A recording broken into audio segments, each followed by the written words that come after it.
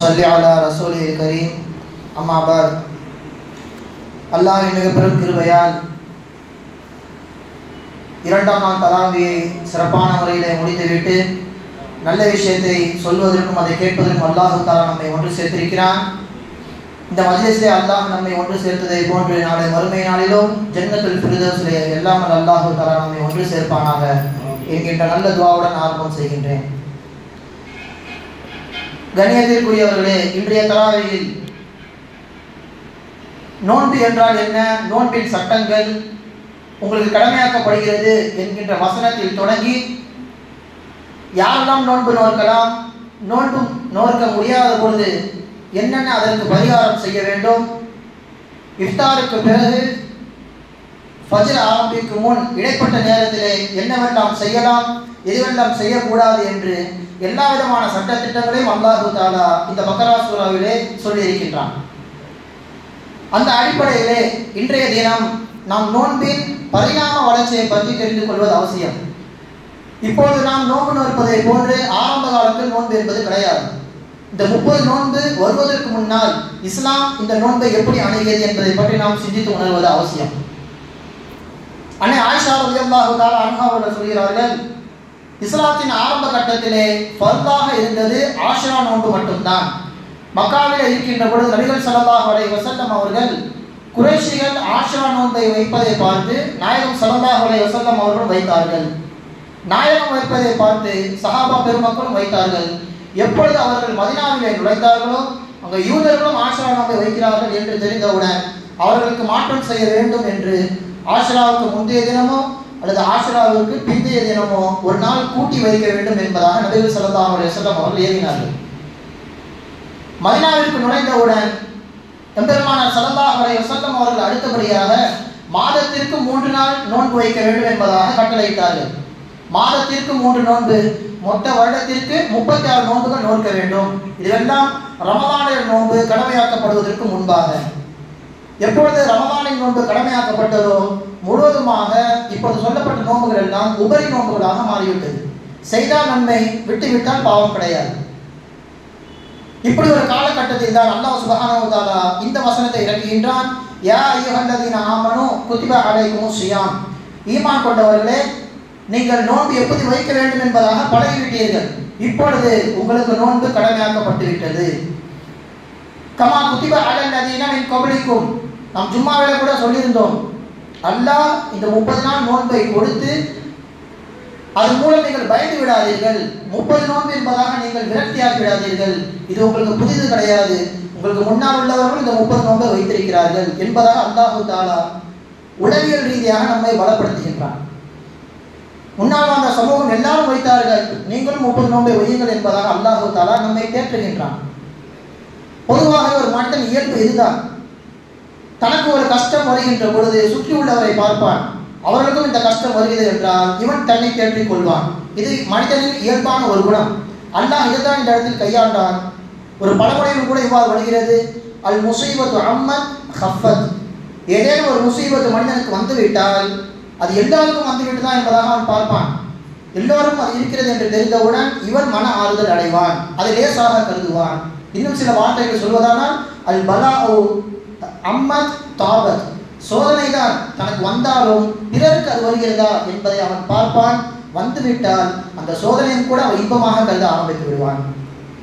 நமக்கு புரியும் பாஷையில் சொல்வதானால், நம்ம வீட்டில் கரண்ட் போயிடுச்சு, உடனே வெளியே போய் பார்ப்போம், தெரு ஃபுல்லாக கரண்ட் போயிருக்கா, அப்போ பரவாயில்ல, நமக்கு பரவாயில்ல என்பதாக மனிதன் என்ன பண்ணுவான், அந்த இடத்துல தன்னை தேற்றிக் கொள்வான். இதே போன்றுதான் நோன்பின் விஷயத்தில் அல்லாஹ் தஆலா முந்தைய சமூகத்தை காண்பித்து நம்மை பலப்படுத்தினான். லஅல்லகும் துஃப்லிஹூன் லஅல்லகும் தத்தகூன். இந்த நோன்பின் மூலமாக நீங்கள் இறையச்சவாதிகளாக மாற வேண்டும் என்பதாக அல்லாஹ் தஆலா சொல்லி காண்பித்தான். ஸாதுல் மஆதிலே இமாம் இப்னுல் கய்யூம் ரஹிமஹுல்லாஹ் அவர்கள் சொல்லி காட்டினார்கள், இப்பொழுது நாம் வைக்கின்ற நோன்பை போன்று 30 நோன்பு என்பது அல்லாஹ் தஆலா உடனே நமக்கு கடமையாக்கவில்லை. அல்லாஹ் தஆலா படிப்படியாக நமக்கு நோன்பை கடமையாக்கினான் என்று ஓதப்பட்ட வசனத்திலே அல்லாஹ் சுப்ஹானஹு வ தஆலா எப்படி எல்லாம் நோன்பை நமக்கு பழக்கப்படுத்தினான் என்பதாக சொல்லி காண்பிக்கின்றான். ஃபமன் கான மின்கும் மரீதன் அவ் அலா ஸஃபரின் ஃபஇத்தத்து மின் அய்யாமின் உஹர். உங்களில் யாரேனும் நோய் உள்ளவர்களாக இருக்கிறீர்களா அல்லது பிரயாணத்தில் இருக்கின்றீர்களா, ரமலான் மாதத்தை விட்டுவிட்டு பிரிதொரு மாதத்திலே வேறொரு மாதத்திலே நீங்கள் நோன்பை நோற்றுக் கொள்ளுங்கள். வஅலல்லதீன யுதீகூனஹு ஃபித்யத்து துஆமு மிஸ்கீன். நல்ல உடல் ராகத்தோடு இருக்கிறார், இருந்தாலும் நோன்பை விடுகிறார், இப்படிப்பட்டவருக்கும் பிரச்சனை கிடையாது, அவர் ஃபித்யா கொடுத்து கொள்ளட்டும். ஆரம்ப காலத்தில் நோன்பு என்பது வைக்கலாம், வைப்பவர்கள் வைக்கலாம், விடுபவர்கள் விடலாம் என்பதாக அல்லாஹ் தஆலா அனுமதி மட்டும் கொடுத்திருந்தான். எனவே சக்தி உள்ளவர் வைத்தார்கள், சக்தி இருந்தும் சில பேர் விட்டுவிட்டு அதற்கான பரிகார தொகையை ஏழைகளுக்கு கொடுத்து விட்டார்கள். இப்படியெல்லாம் இருந்து கொண்டிருக்கின்ற பொழுது அல்லாஹ் தஆலா கடைசியில் ஒரு ஆர்வம் ஊட்டுகின்றான். வஅன் தஸூமு கைருல் லக்கும் இன் குன்தும் முஃமினீன். நீங்கள் நோன்பு வைத்தால் அது மிகவும் நன்றாக இருக்கும் என்பதாக அல்லாஹ் தஆலா சொல்கின்றான். எனவே சிலர் நோன்பு நோற்றார்கள், சிலர் நோன்பை விட்டு விட்டார்கள். அந்த ஜாதுல் மஆதில் இரண்டாவதாக அல்லாஹ் சொல்கின்றான், அல்லாஹ் அதற்கு அடுத்தபடியாக நோன்பை கட்டாயம் என்கின்ற அடிப்படையில் ஆக்கிவிட்டான். யாரும் இஷ்டப்படி நீங்கள் விடக்கூடாது, எல்லோரும் நோன்பு நோக்க வேண்டும். ஃபமன் ஷஹித மின்கும் ஷஹர ஃபல்யஸும். நோன்பு மாதம் வந்துவிட்டால், ரமலான் வந்துவிட்டால் கட்டாயமான முறையில் எல்லோரும் நோக்க வேண்டும் என்பதாக ஒரு நிபந்தனை. ஆனால் இங்கே பிரச்சனை என்ன என்றால், நாம் இப்போது நோன்பு வைப்பதை போன்று மகரிபோடு முடித்துவிட்டு மகரிபில் இருந்து ஃபஜ்ர் நேரம் வரைக்கும் சாப்பிடும் சட்டம் என்பது அப்பொழுது கிடையாது. இடைப்பட்ட நேரத்தில் எவரேனும் தூங்கிவிட்டால் தூக்கத்திலிருந்து நோன்பு என்பது கட்டுமையாகிவிடும், அதிலிருந்து தொடர்ந்து ஆகிவிடும். இது சஹாபாக்களில் நிறைய பிரச்சனையை தந்தது. அதிலே ஹஸரத் உமர் ரலியல்லாஹு தஆலா அன்ஹு அவர்கள் வாலிப வயது, கணவனோ அல்லது மனைவியோ இருவரில் யாரேனும் ஒருவர் இஃப்தாருக்கு பிறகு தூங்கிவிட்டால் ஒருவருக்கு நோன்பு என்பது கடமையாகிவிடும், தூக்கம் நோன்பை கடமையாக்கிவிடும். எனவே வாலிப சஹாபாக்களுக்கு மிகவும் பிரச்சனை ஏற்படுத்தியது.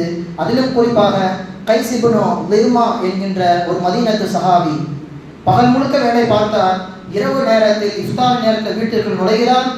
என்ன உணவு ஏற்பாடு இருக்கிறது என்பதாக கேட்கிறார். எதுவுமே நான் செய்யவில்லை, நான் வெளியே சென்று உங்களுக்கு வாங்கி வருகிறேன் என்பதாக மனைவி வெளியே செல்கிறார். அந்த இடைப்பட்ட நேரத்தில் கண் அயர்ந்து தூங்கி விடுகிறார்.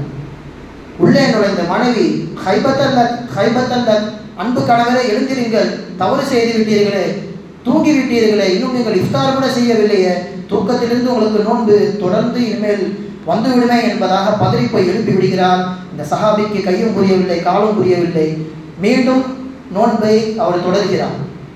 பகல் முழுக்க நோன்பு இருந்தார், இஃப்தாரும் முடிக்கவில்லை, தூங்கியும் விட்டார். மீண்டும் இரவு நேரத்தில் நோன்பு தொடர்ந்து விட்டது. களைப்பின் மிகுதியிலே அடுத்த நாள் காலையில் வேலை செய்திருக்கும் பொழுது அவர் மயக்கம் போட்டு விழுந்து விடுகிறார். இது போன்ற பிரச்சனைகள் பெருமானார் ஸல்லல்லாஹு அலைஹி வஸல்லம் அவர்களுக்கு காதுக்கு எட்டியவுடன் அல்லாஹு தஆலா எப்படி 30 நோன்பை கடமையாக்கினானோ இப்போது சஹர் நேரத்தை நீட்டித்து நமக்காக வேண்டி கொடுக்கின்றான். வஹில்ல லகும் லைலத்த சியாமி ரஃபஸு இலா நிசாயிக்கும். இரவு நேரங்களில் குரூபு ஷம்ஸ் வந்துவிட்டால், சூரியன் மறைவு ஏற்பட்டு விட்டால் இரவு நேரங்களில் உங்கள் மனைவியோடு நீங்கள் சேர்ந்து கொள்ளலாம். அது மட்டுமல்ல, குலு வஷ்ரபு ஹத்தா தபய்யன லக்குமுல் கைத்துல் அபியது மினல் கைத்தில் அஸ்வதி மினல் ஃபஜ்ர். ஃபஜ்ர் நேரம் வரைக்கும் நீங்கள் உண்டு கொள்ளலாம், சாப்பிட்டு கொள்ளலாம், தூங்கலாம் என்பதாக அல்லாஹ் சுப்ஹானஹு வ தஆலா மிகப்பெரிய சலுகையை இந்த உம்மத்திற்கு நசீபாக்கினான். சிந்தித்து பார்க்க வேண்டும். நாம் இப்பொழுது அந்த சட்டத்திற்கு கீழே நாம் தூங்கிவிட்டால் நம் நிலை என்ன ஆகும்? இரவு நேரத்திலிருந்தே நோன்பு என்பது தொடர்ந்து வைக்க வேண்டிய சூழ்நிலை ஏற்படும். எல்லாம் அல்லாஹ் சுப்ஹானஹு வ தஆலா தன்னுடைய தயால தன்மையின் காரணமாக ஆரம்பத்தில் நோன்பை நமக்கு பழக்கினான், பிறகு கடமை என்பதாக ஆக்கினான். சஹர் நேரம் குறைவாக இருக்கின்ற பொழுது அதை நீட்டித்து நமக்காக வேண்டி கொடுத்தான். இதுவெல்லாம் சொல்வதின் நோக்கம் என்ன? அந்த ஆயத்தை முடிக்கின்ற பொழுது லஅல்லக்கும் தத்தகூன், ஈமான் கொண்டவர்களாக நீங்கள் மாற வேண்டும் என்பதாக அல்லாஹ் தஆலா சொன்னான். முன்னால் வாழ்ந்த சமூகம் இந்த நோன்பு விஷயத்தில் விளையாடினார்கள், எனவே தக்குவாவை இழந்தார்கள். யூத நசராக்களை பார்க்கின்றோம். யூதர்கள் இந்த 30 நோன்பையும் விட்டுவிட்டு வருடத்திற்கு ஒரு நோன்பு மட்டும் வைப்பார்கள். அது என்ன தினம்? ஆஷுரா தினத்திலே ஹஸரத் மூசா அலைஹிஸ்ஸலாம் அவர்களோடு கடல் பிளந்து காப்பாற்றப்பட்டார்களே, அந்த ஒரு நாள் மட்டும் நோன்பு வைப்பார்கள். மறுபக்கம் நஸ்ரானிகள் கிறிஸ்துவர்கள் என்ன செய்வார்கள்? 30 நோன்போடு சேர்த்து என்னால் வைக்க முடியும், என்னால் எதையும் தாங்க முடியும் என்று 20 நோன்புகளை அதிகப்படுத்தி 50 நோன்புகளாக வைத்தார்கள். அதுவும் ரமலான் மாதத்தில் வைக்கவில்லை, அங்கே வெயில் அதிகமாக இருக்கிறது என்று அவர்கள் கருதி ரபியுல் அவ்வல் மாதத்திலே வைத்தார்கள். இப்படி இஃப்ராத் என்கின்ற உச்சக்கட்டத்திற்கு சென்று நோன்பை விட்டார்கள். தஃப்ரீத் என்கின்ற அடிப்படையில் ஒட்டுமொத்தமாக நோன்பை அதிகமாக அவர்கள் வைத்து அதையும் விட்டு விட்டார்கள்.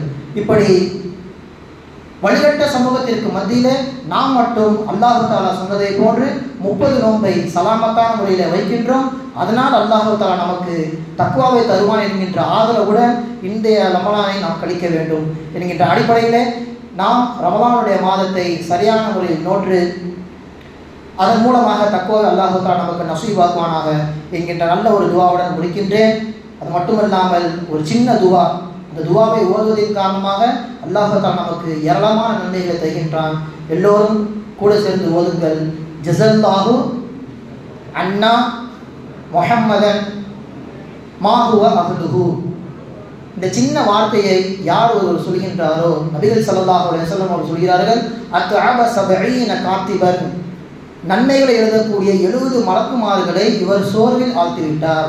நன்மைகளை எழுத எழுத அவருக்கு கைவலிக்கின்ற அளவிற்கு இந்த வார்த்தை மலக்குமார்களே மாற்றிவிட்டது. ஒரு நாள் அல்ல, 2 நாள் அல்ல, அல்ஃப சபாஹின், 1000 தினங்கள் இந்த ஒரு வார்த்தைக்காக வேண்டி அவர்கள் கஷ்டப்பட்டு எழுதி கொண்டே இருக்கிறார்கள் என்பதாக நபிகள் பெருமானார் ஸல்லல்லாஹு அலைஹி வஸல்லம் அவர்கள் சொல்லி காட்டினார்கள். அந்த அடிப்படையிலே இந்த போன்ற சின்ன துவாக்களை நம் தினந்தோறும் ஓதி வருவோம். அல்லாஹ் சுப்ஹானஹு வ தஆலா நம்முடைய எல்லா விதமான ஹலாலான ஹாஜத்துக்களை நிறைவேற்றி நம்முடைய சாலிஹீன்களின் பட்டியலிலே சேர்ப்பானாக. வ ஆகிரு தஅவானா அல்ஹம்துலில்லாஹி ரப்பில் ஆலமீன். அஸ்ஸலாமு அலைக்கும்.